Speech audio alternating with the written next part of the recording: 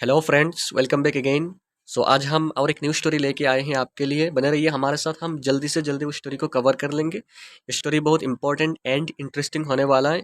हम पहले एक बार उस स्टोरी को लाउडली पढ़ने की कोशिश करेंगे, सही सही प्रोनाउंसिएशन के साथ, एंड फिर उसको line by line, even word by word समझाने की कोशिश करेंगे। हर एक वर्ड की मीनिंग आपको बताएंगे। तो बने रहिए हमारे साथ। स्टोरी का नाम आप यहाँ देख सकते हैं, कंट्रोल योर टेम्पर। उस स्टोरी को हम पहले से पढ़ना स्टार्ट करते हैं, आप भी मेरे साथ पढ़ने की कोशिश करें। फर्स्ट पैराग्राफ से, there once was a little boy who had a very bad temper. His father decided to hand him a bag of nails and said that every time the boy lost his temper, he had to hammer a nail into the fence. On the first day, the boy hammered 37 nails into that fence. The boy gradually began to control his temper over the next few weeks, and the number of nails he was hammering into the fence slowly decreased. He discovered it was easier to control his temper than to hammer those nails into the fence. Finally, the day came when the boy didn't lose his temper at all. He told his father the news, and the father suggested that the boy should now pull out a nail every day. He kept his temper under control. The days passed, and the young boy was finally able to tell his father that all the nails were gone. The father took his son by the hand and led him to the fence. "You have done well, my son, but look at the holes in the fence. The fence will never be the same when you say things in anger. They leave a scar just like this one. You can put a knife in a man and draw it out. It won't matter how many times you say, I am sorry. The wound is still there." Moral: control your anger and don't say things to people in the heat of the moment that you may later regret.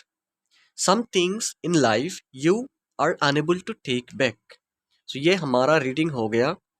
अब हम उसको समझाने की कोशिश करते हैं। और अगर आपने अभी तक मेरे चैनल को सब्सक्राइब नहीं की तो प्लीज़ उसको सब्सक्राइब करके रखें एंड बेल आइकन को हिट करके रखें, ताकि जब भी हम कोई नए वीडियोस डालें तो आप मिस ना करें उसको। तो जो नाम है यहाँ, कंट्रोल योर टेम्पर। कंट्रोल होता है काबू में रखना, योर टेम्पर अपने गुस्से को। टेम्पर का यहाँ एंगर दिया गया, ANGER, एंगर मतलब गुस्सा, अपने गुस्से को काबू में रखना। उस रिलेटेड स्टोरी है, बहुत अच्छा स्टोरी है, देखिए उसको। जो फर्स्ट जो लाइन है हमारा, देयर, एक यहाँ, once was a little boy, once एक बार, वॉज अ लिटिल बॉय एक छोटा बच्चा था, who had a very bad temper, उसको बैड टेम्पर था, मतलब बहुत बुरे तरीके से गुस्सा आ जाता था। हिज फादर डिसाइडेड, तो उसके बाप ने डिसाइड किया, निर्णय लिया, to hand him a bag of nails, कि उसको दे। टू हैंड हिम मतलब उसके हाथ में दे। A bag of nails, a bag तो समझते हैं एक थैली, ऑफ नेल्स होता है जो खीले के, एक थैली उसको दे। एंड सेड, एंड उसको कहा, दैट एवरी टाइम, कि हर वक्त, हर टाइम में, the boy lost his temper, जब भी तुम अपना दिमाग खो देते हो, मतलब जब भी तुम गुस्सा हो जाते हो, ही हैड टू हैमर, उसको हैमर करना पड़ेगा। हैमर होता है कि उसको ठोकना पड़ेगा, एक नेल, एक कील को, इनटू द फेंस। फेंस पे, फेंस होता है बाड़, जो लकड़ी के दीवार समझ लो, बाउंड्री जो लकड़ी के होते हैं, ऐसे एक दीवार, उसको बाड़ कहते हैं। उस बाड़ में एक कील तुमको ठोकना पड़ेगा। जब भी तुम्हारा गुस्सा आ जाएगा, एक नेल उठाओ एंड ठोक दो उसको। हैमर मतलब ठोकना। जो हथौड़ी होता है उससे हम ठोकते हैं नेल को, लोहे के कील को, तो उसको कहते हैं hammer, ठोकना।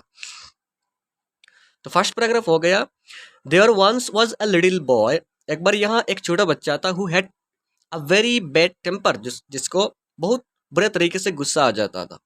His father decided to hand him a bag of nails and said that, उसके फादर ने निर्णय लिया कि उसको एक बैग दो नेल्स का, कील का, एंड उसको बताऊं, that every time the boy lost his temper, जब भी वह अपने दिमाग को खो देता है, मतलब ज़्यादा गुस्सा हो जाता है, he had to hammer a nail into the fence, उसको एक नेल, एक कील को ठोकना पड़ेगा फेंस पे, बाड़ में। ऐसा ही चलता रहा तो on the first day, पहला दिन, the boy hammered 37 nails into that fence. उस बच्चे ने पहले दिन कितने नेल्स को, कितने कील को, 37 नेल्स को, लोहे के कील को ठोक दिया into that fence, उस बाड़ पे। मतलब इतना गुस्सा आया था उसको, 37 नेल्स को उसने ठोक दिया। उसके बाद क्या हुआ, द बॉय ग्रेजुअली होता है धीरे धीरे, द बॉय उस बच्चे ने gradually began to control, began शुरू कर दिया, कंट्रोल करना, काबू करना, हिज टेम्पर, अपने टेम्पर को, over the next few days, कुछ हफ्ते के अंदर अंदर, over the next few weeks, यहाँ डेज नहीं, वीक्स मतलब कुछ हफ्ते के अंदर उसने अपने गुस्से को काबू करना शुरू कर दिया था, धीरे धीरे, ग्रेजुअली, धीरे धीरे। And the number of nails he was hammering, and जो नेल्स था, जो खीले था, ही वॉज हैमरिंग, जो ठूक रहा था, गुस्से पर ठूक रहा था, इनटू द फेंस, उस फेंस पे, उस बाड़ में, स्लोली डिक्रीज मतलब नंबर का कम हो जाना, धीरे धीरे मतलब कम हो जा रहा था, स्लोली मतलब धीरे धीरे। उस पैराग्राफ का मतलब क्या हो गया, उस पैराग्राफ का, the boy gradually began to control his temper over the next few weeks, कुछ हफ्ते के अंदर अंदर उसने धीरे धीरे अपना कंट्रोल को, अपना अपना अपना गुस्से को काबू में लाना शुरू कर दिया था। And the number of nails he was hammering, उस जो कील थे उसको जो ठूक रहा था, उसने अपने गुस्से आने पर उसका नंबर डिक्रीज हो रहा था, मतलब कम हो रहा था, डिक्रीज होता है कम होना। उसके बाद क्या हुआ, ही डिस्कवर्ड, तो उसने पाया, उसने देखा, डिस्कवर्ड होता है किसी नए चीज को डिस्कवर करना, नए तरीके से जानना, तो उसने रियलाइज किया कि इट वाज इजियर, ये बहुत इजी है, बहुत आसान है, टू कंट्रोल हिज टेम्पर, अपने गुस्से को काबू करना बहुत आसान है, than to hammer those nails into the fence, than मतलब किसके बजाय, टू हैमर दोज नेल्स, उन कीलों को ठूकने के बजाय, उस फेंस पे, फेंस होता है भाड़ पे, ठूकने के बजाय अपने गुस्से को काबू करना, गुस्से को अपने कंट्रोल में लाना, ये बहुत इजी है। उसने ये डिस्कवर किया कि मैं तो कर सकता हूँ, कील को बाड़ पे ठूकने के बजाय, विदाउट मतलब कील को ठूके मैं अपना गुस्से को काबू कर सकता हूँ, क्या ज़रूरत है मैं उस मतलब ठूकने का कील को। तो उसने क्या किया, फाइनली द डे केम, एक दिन ऐसा आ गया, when the boy didn't lose his temper at all, एक दिन ऐसा आ गया, व्हेन द बॉय, जब वो बच्चा, डिडंट लूज, उसने अपना टेम्पर को नहीं खोया, लूज मतलब खोना, नहीं खोया, टेम्पर एट ऑल, कभी भी एक बार भी उसका गुस्सा नहीं आया। ही टोल्ड हिज फादर, तो उसने अपने बाप को बताया, हिज फादर, अपने बाप को बताया, द न्यूज, उस खबर को, and the father suggested, and बाप ने सजेस्ट किया, उसको परामर्श दिया, that the boy should now pull out a nail every day, उस बच्चे को क्या चाहिए, पुल आउट मतलब निकालना चाहिए, जो नेल्स, जो कील्स उसको उसने ठोका था, उसको एक एक करके निकालना चाहिए, एवरी डे, हर एक दिन करके एक एक करके उसको निकालना चाहिए। He kept his temper under control, तो उसने अपने गुस्से को काबू कर लिया।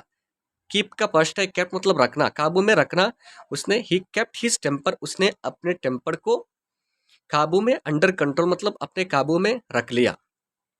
तो अब बॉय के फादर ने क्या किया, क्या कहा उसको कि ठीक है, तुमने ये तो काम कर दिया, गुस्से को काबू में कर लिया, तो अब क्या करो, जितने सारे खिल्स को तुमने ठुका था बाढ़ पे, उसको एक एक करके तुम उखाड़ो, उसको निकालो।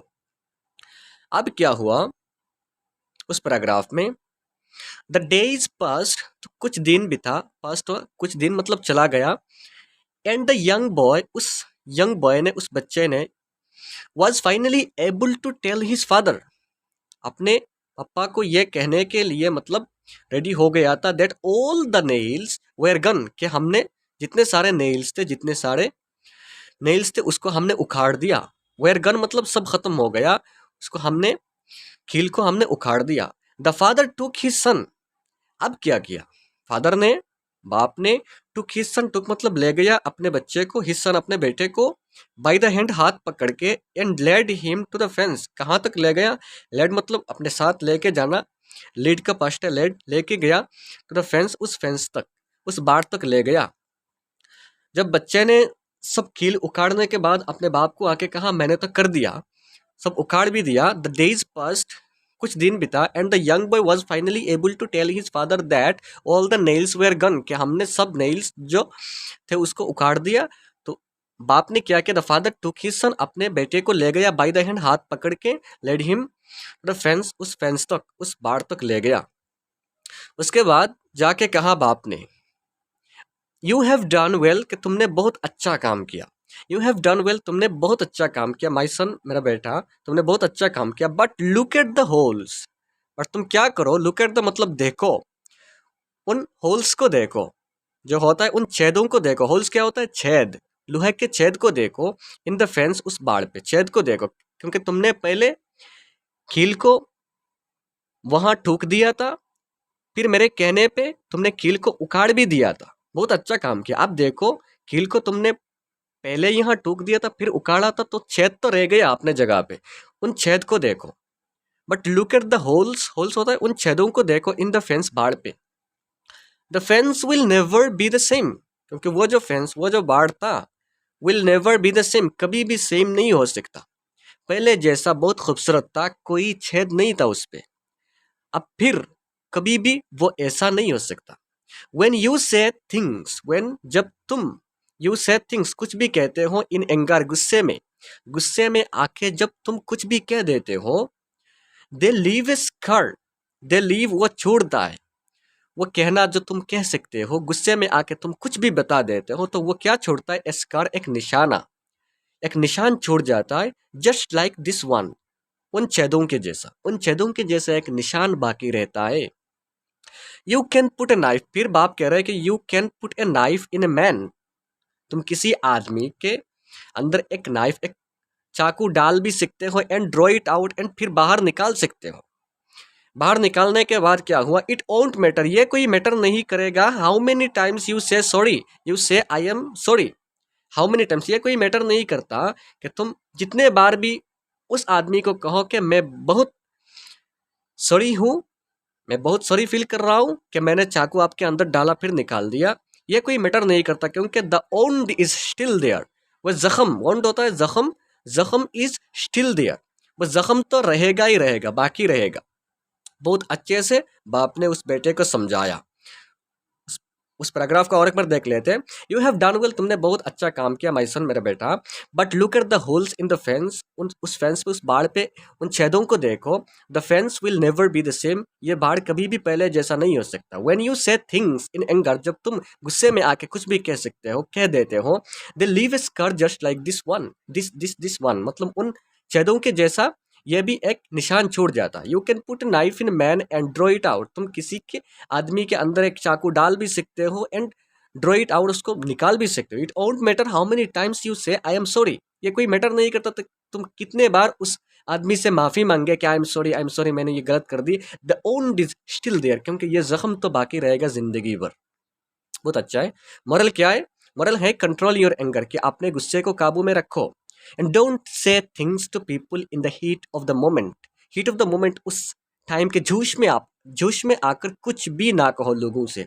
डोंट से थिंग्स, कुछ भी ना कहो लोगों से, टू पीपल, लोगों से, इन the heat of the moment, मतलब किसी समय में जोश में आकर किसी से कुछ भी ना कहो, क्योंकि क्या हो गया, that you me later regret, regret होता है पछताना, पछतावा करना, जिससे तुमको बाद में पछताना पड़े, अरे मैंने यह क्या कह दिया उसको।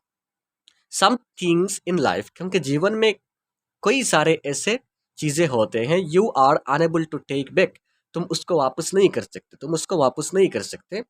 जैसे तुमने दीवार पे खिल हिमार किया था, दीवार पे, एक फेंस पे, एक भाड़ पे क्या किया था तुमने, हिट करके एक एक लोहे को उस पे डाल दिया था, फिर उसको उखाड़ भी दिया, लेकिन हुआ क्या, उसका जो छेद है, लोहे का जो छेद है, जो कील का छेद है, वो तो बाकी रह गया। ऐसे ही तुम अगर किसी आदमी के अंदर चाकू डाल देते हो, फिर उसको निकाल भी देते हो, तो क्या होता है, जितने बार भी तुम सॉरी कहो कि अरे मैंने बहुत बड़ा गलती कर दी, माफी मांग लिया, उसके पैर पकड़ पे भी माफी मांग लिया, तो अभी कुछ नहीं होता, क्योंकि जख्म तो बाकी रहता है। ओंड, WOUND, ओंड होता है जख्म, ये जख्म तो बाकी रहता है। इसलिए तुम कुछ भी, मतलब जोश में आके कुछ भी मत कहो लोगों से।